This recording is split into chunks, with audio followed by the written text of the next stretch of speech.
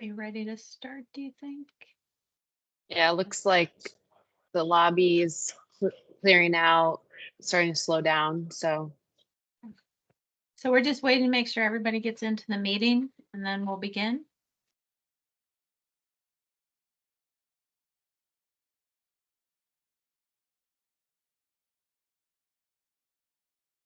Okay. Why, welcome. My name is Kimberly Bremer. I'm the Director of Pathways and HCC for OMPP.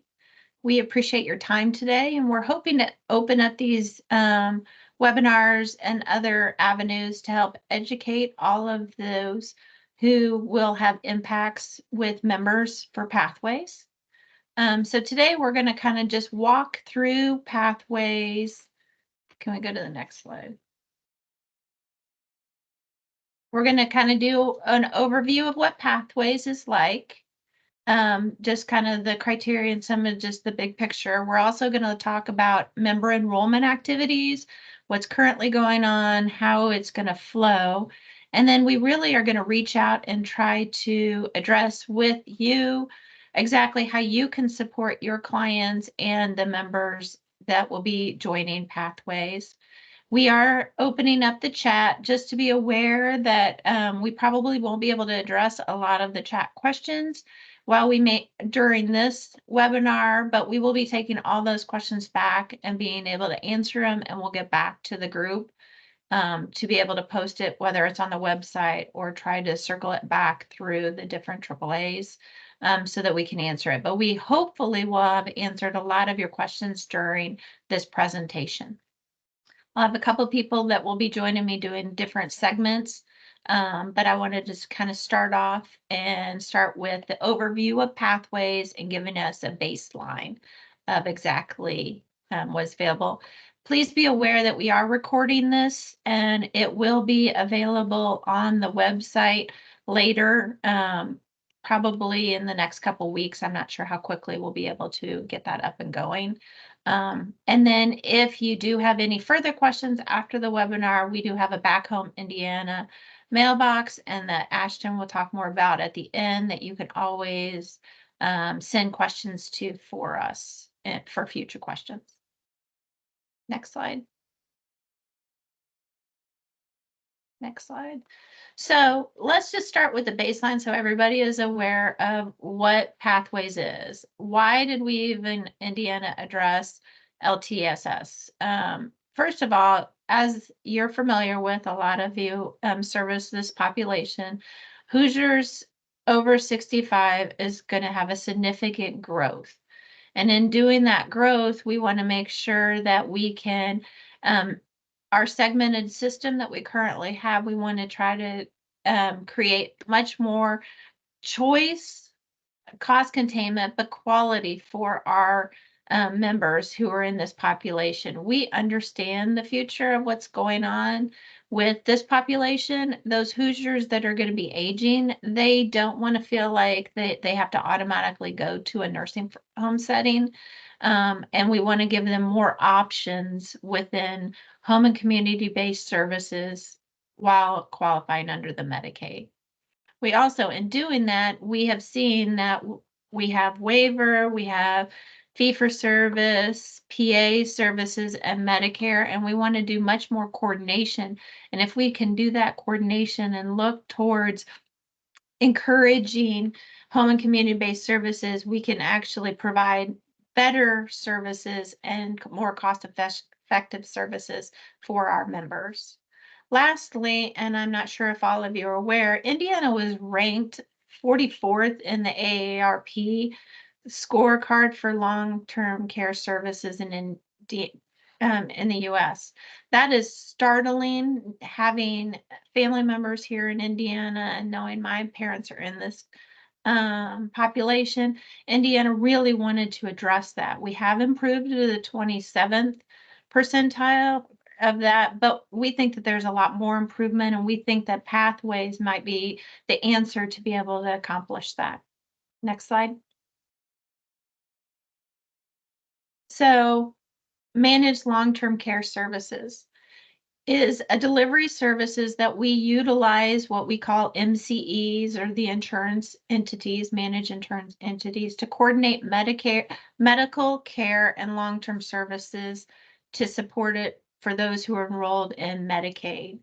They currently have services with the managed care that are doing the Medicare, but we want to include the Medicaid so there's more coordination of services. Pathways for Indiana, Indiana Pathways for Aging is our Medicaid eligible population 60 plus that will be in this. We currently are officially underway in enrollment. Enrollment letters have been sent out this last month, or starting last month, and we are currently enrolling people in the Pathways program as of now. Pathways will start July 1st, so we're pre-enrolling for that go live activity. Pathways delivers not only acute and preventative care, but also home and community-based care and nursing home care. So it does all service care under the need for Medicaid. Next slide. So Pathways in Aging. What the goal of this program and what we have structured it is to offer more choices. It will allow people that are in nursing home level of care and in community-based services as well as nursing facilities. The idea here was to allow the members for Pathways to choose one of the 3 MCEs. And if you're not aware, we have Anthem, Humana, and United Healthcare are the 3 MCEs that have qualified to be able to be Pathways providers, MCE providers.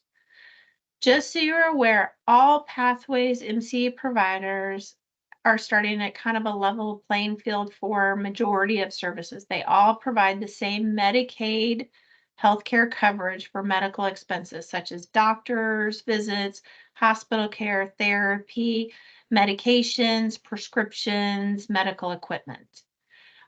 They also all offer care coordination or case management to assist and coordinate benefits of the medical needs. They also all offer service coordination, and that is the service coordination that is coordinating services that the AAAs will be involved in as well, and other independent case management companies. The differences that will be occurred is each MC is allowed to have value-added benefits. Each MC has different types of benefits that you'll see. I think you probably have already started seeing billboards that are alluding to this.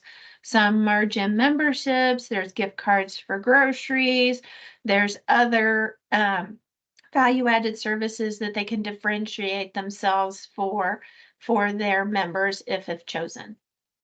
Next slide.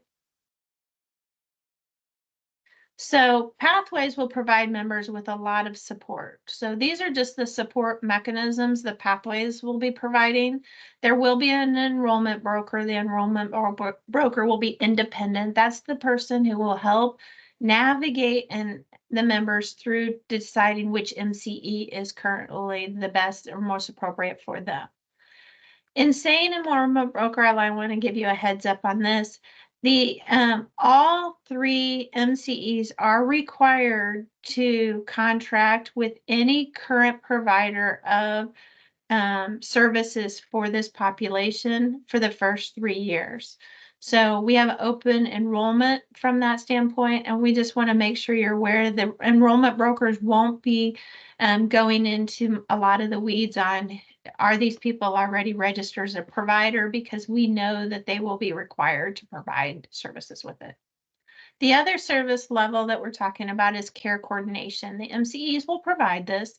This is care management, the medical oversight, the healthcare needs coordination that will be provided in conjunction with and can be with the Medicare care management as well. The other level is a service coordinator, and those are people who are providing the service support for waiver that is currently provided by a lot of you on the call with the AAAs as well as independent case management. In addition, there's other levels that will be added because of the Pathways program, navigating both the Medicaid and Medicare benefits will be provided by the MCEs, as well as support service vendors, those trying to provide caregivers and concerns and complaints in one central area. Next slide. So we want to just kind of walk through some of the member enrollment activities that is currently happening, so you're aware of it. We want to make sure you're well versed on this. So if you've been asked by any of your patient load that are members. So here we're just kind of going over the timeline of what to expect. Some people have seen this, maybe you haven't. So currently, February and March, members will be receiving plan selection notices. That means the enrollment broker representing Pathways will be sending out notices to members. They're doing it in a tiered program, so not everyone got it at once. And then the members will also be starting to receive calls.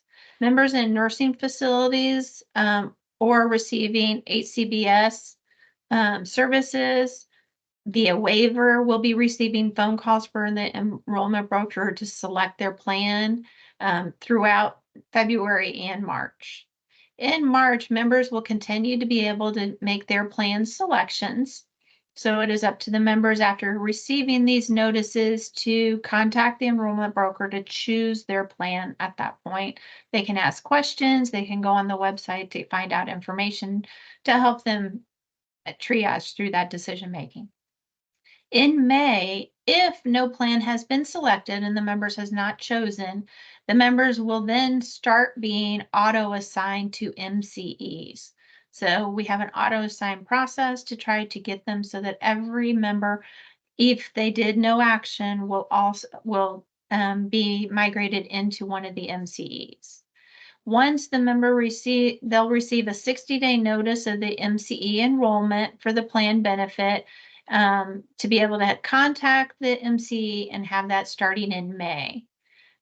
They will also in June receive a welcome packet from their MCE that was assigned. So whether they have picked it or if they have not picked it and it was auto assigned, they will receive a welcome packet with information from that MCE on their service plan, how to contact them, the whole logistics. And Pathways will be going live as of July 1. Just so you are aware, if they receive a welcome packet because they got auto assigned and they have chosen that they want to switch, they can switch their MCE all the way up to the day of go live. Next slide.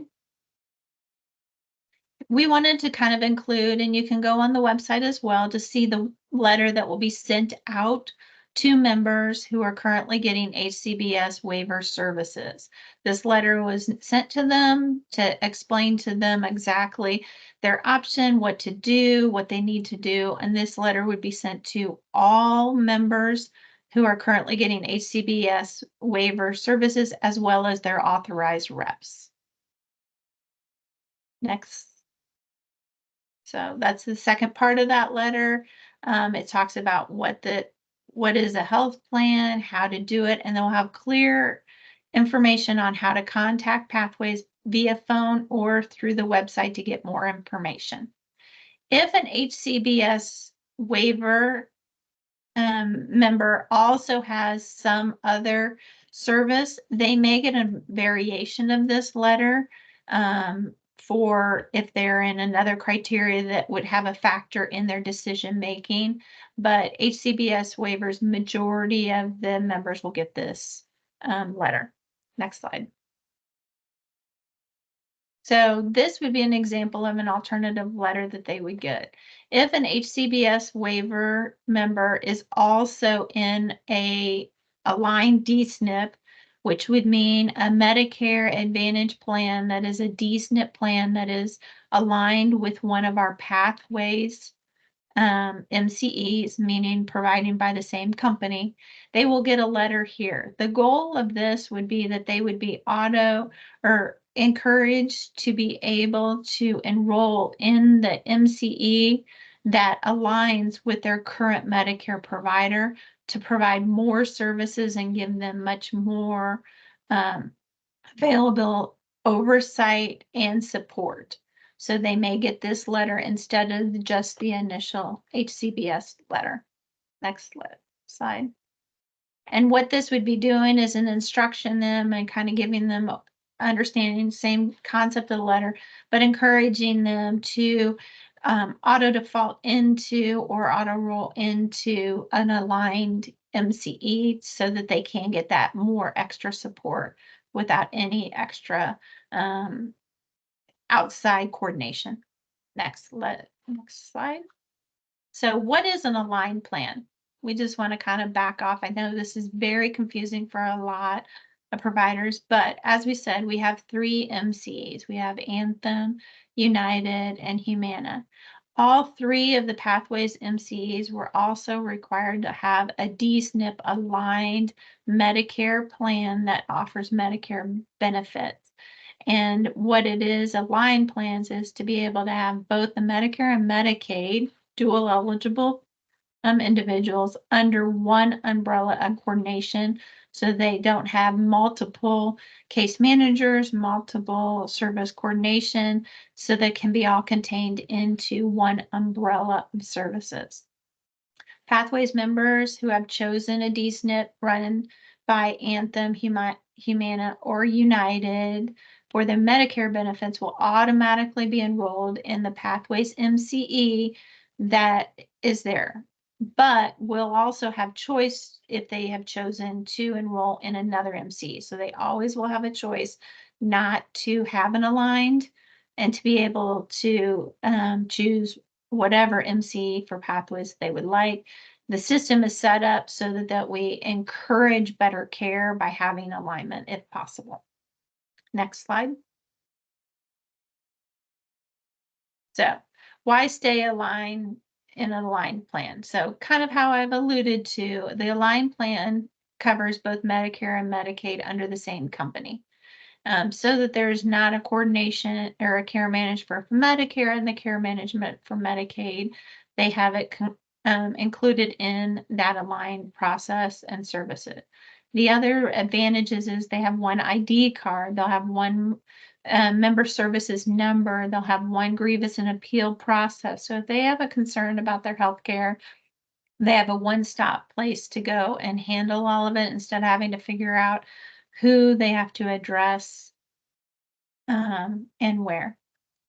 Most of the aligned plans have connections with the community and support services or for members' needs. They also will have products that will help coordinate both that may not be normally covered under Medicare, but that we can provide.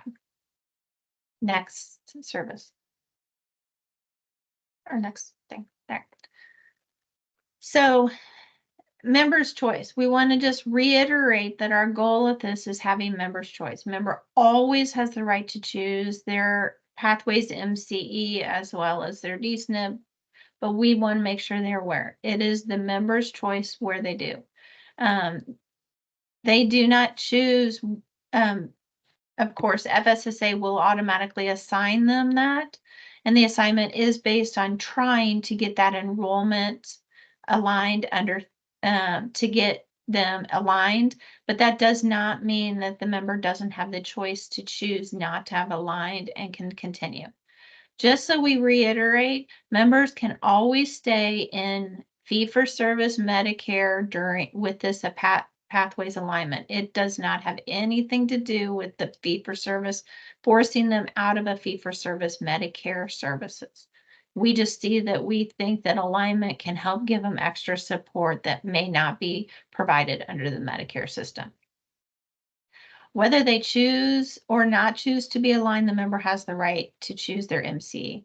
Anytime before July 1st, they can choose. Within 90 days after enrollment of the enrollment date of the MCE, before September 30th, they can change. There's also an annual open enrollment process that they can change, and members, anytime a member Medicare and Medicaid MCs are not aligned, they can choose to change their MCE or Medicare to align. once a calendar year for any reason. They can also change, and anytime they can pretty much do a just call process to change. So as we can allude to this, while we're encouraging them not to change, we are really, really giving the options and letting people understand, especially since this is a new program. Next slide.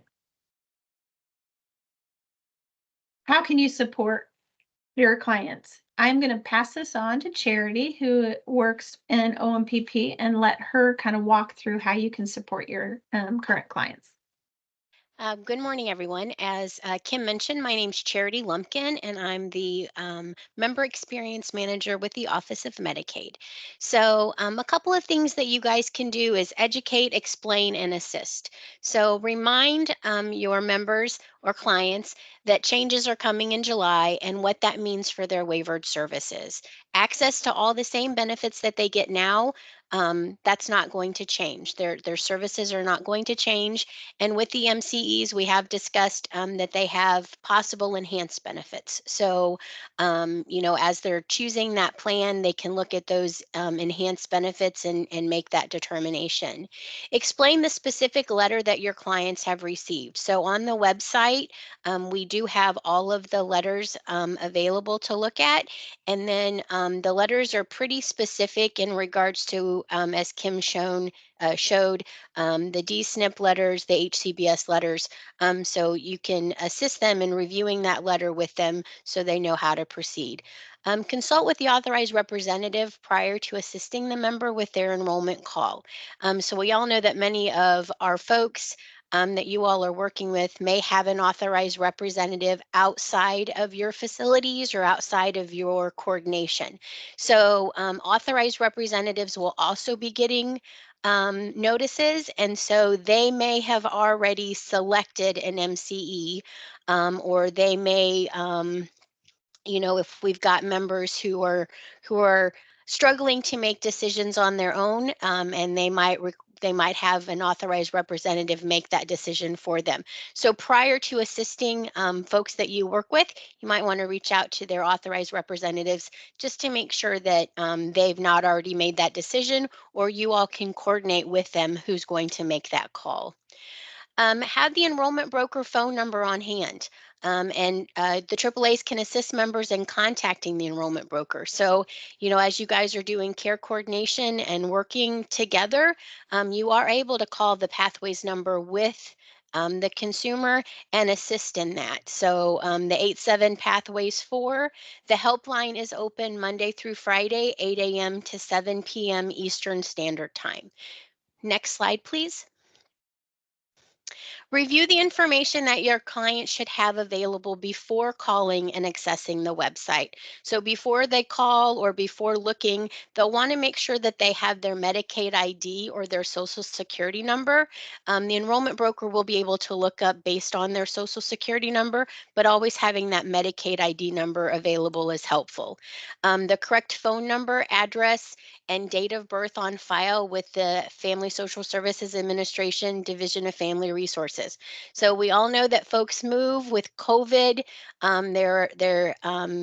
Somebody may have moved and not reported that, and with COVID processing, things may not have been processed. So always want to make sure that the Division of Family Resources and FSSA have accurate and up-to-date phone numbers and addresses, so notices can go out to the correct location. Primary medical provider, it's going to be very important that as the provider directories are being updated, and and members are able to go in and look at which MCE has that provider, that they've got that information along with waiver providers. So making sure that members have all that information prior to making that selection.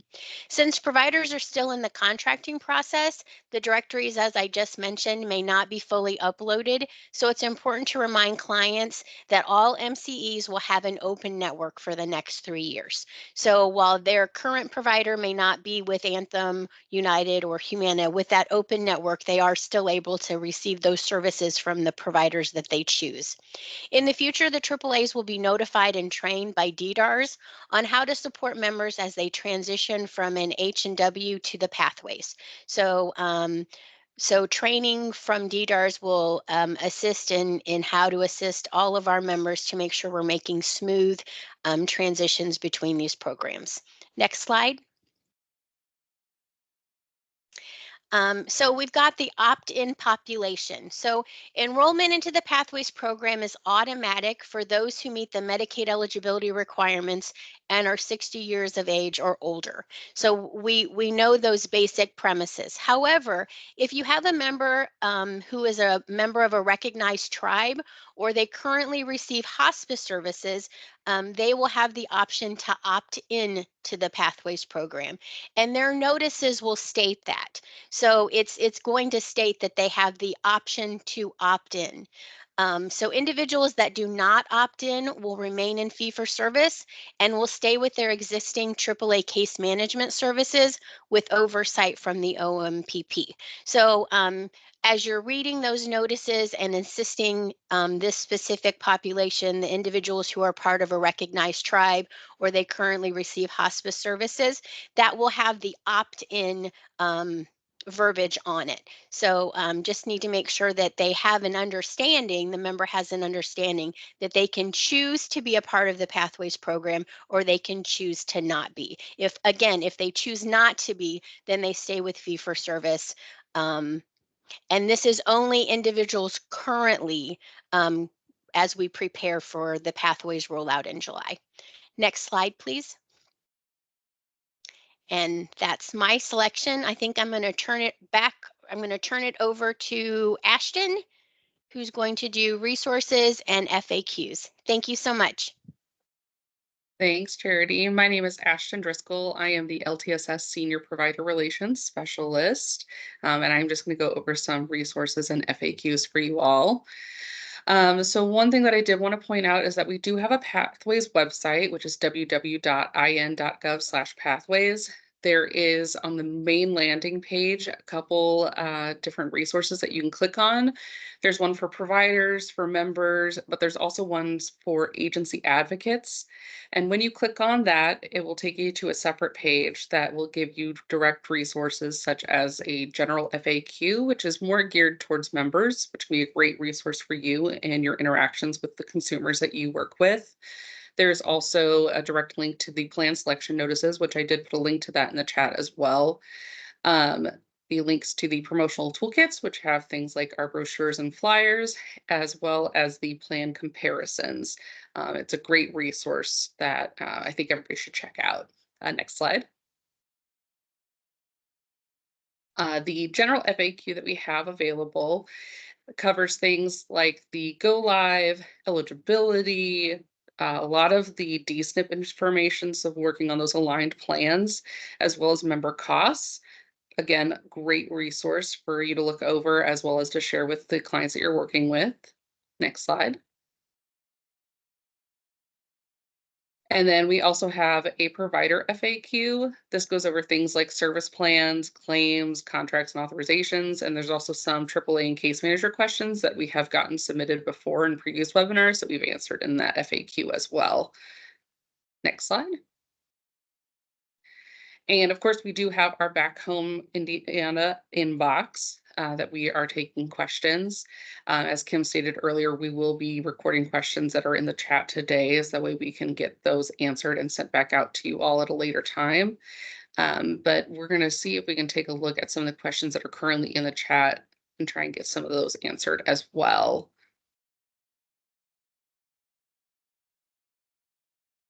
Kim, you are on mute.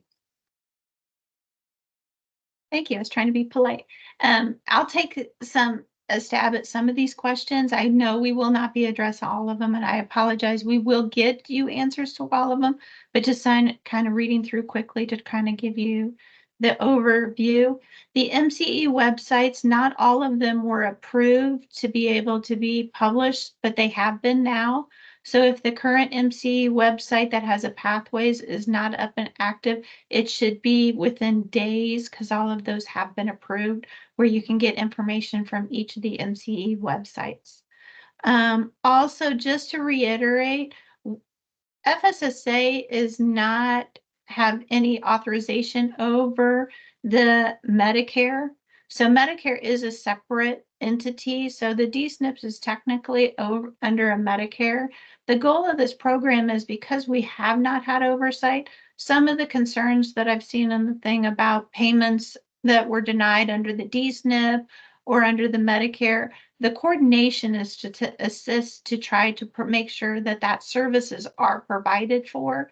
And that is why we have set out to do the MCE, this pathway system, to help with that, to make sure those people who do fall through the cracks in the coordination get services that they need. The one thing that you could advocate for us as well, and we've been doing seminars and reaching out, and we've had communications. What open network means is that all MCEs are open to contract to allow for the current providers to continue to provide services through the process of this transition to pathways. So if a provider's saying, well, I'm not contracted with them, all they have to do is go in. We have it on our website, as well as all the MCEs do. They can go in and apply to be a provider, and they won't be denied if they're a current provider for any of our members who are transitioning in pathways. There is a possibility that some few choose not to become actual contracted provider. And there is a way to be able to submit claims and continue to provide services for Pathways members as being a non-contracted member, and there's not a penalty for the rate. So we made sure this transition does not affect the actual reimbursement rate for the current provider. So if you're hearing that, that is not the situation that is going on. They are providing, there's a couple questions about CAMS. CAMS is currently going to be still available through this process. We're still working out the bugs about the systems, communications, and where the MCs, so you'll have more information about that. There will be transitioning to an LCAR level of care service in the future, but nothing is changing as of day one for the CAMS and the core system that you currently have access to. Is there anything else that I was trying to pick up as many as I could in this process? Ashton, is there anything else you think we can help with?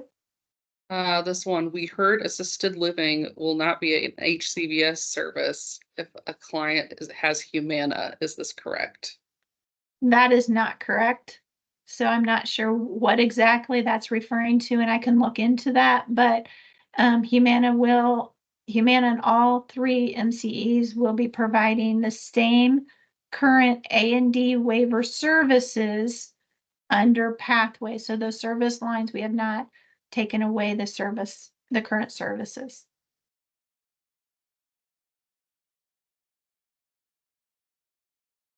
Is there anything else? So I'm not going to address any of the specifics on the whole CAMS and access, because I think it's a bigger question and opens up whole different areas, but we will have flow charts on that. The information that is in CAMS will be provided to the MCs. They will have access to all that information that is in CAMS. All current service plans are being sent over to the MCEs.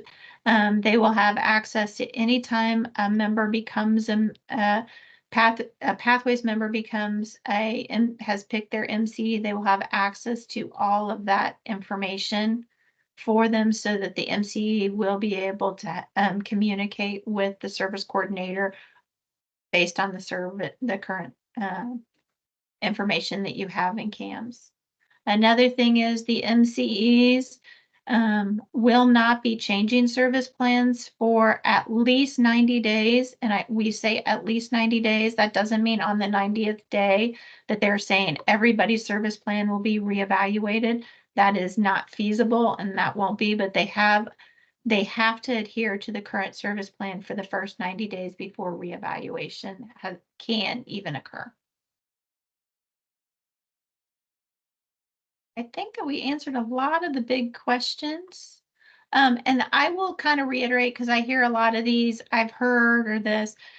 Rumors will fly about the whole process of providers becoming active with the MCEs. Provider contracts are negotiable, especially on that bigger level contracts. And that is something happening between the MCEs and the providers. But just reiterate, and we're doing regular meetings with providers. None of these contracts have any bearing on not allowing the member to continue their current provider after go live. A lot of these rumors are just that, rumors or nuances that they have within their organization. All of the providers, we do network adequacy on a regular basis, but anybody who currently is providing services for an HCBS waiver should be able to continue with their current provider after go live. So we do greatly appreciate your time. As we said, we are trying our best to be as open and educational in this. We know there's been some delays, but we've been really, really working through a lot of the issues that are going on the backside to make sure that this is a smooth transition. We're open to any information. As I said, you can go through the Back Home Indiana mailbox, send questions through that, and you will see more educational pieces in the next coming months as we get closer to help work through some of the process flows and the involvement and everything that we do as we try to move forward in this process. So thank you very much for everybody's day. We appreciate this. We will have this webinar posted on the website in the coming weeks, as well as try to answer any unanswered questions that we had in the Q&A going forward. Thank you very much. Have a great day. Ashton, anything you need? No, thank you all. Thank you. Thank you, everyone. Bye.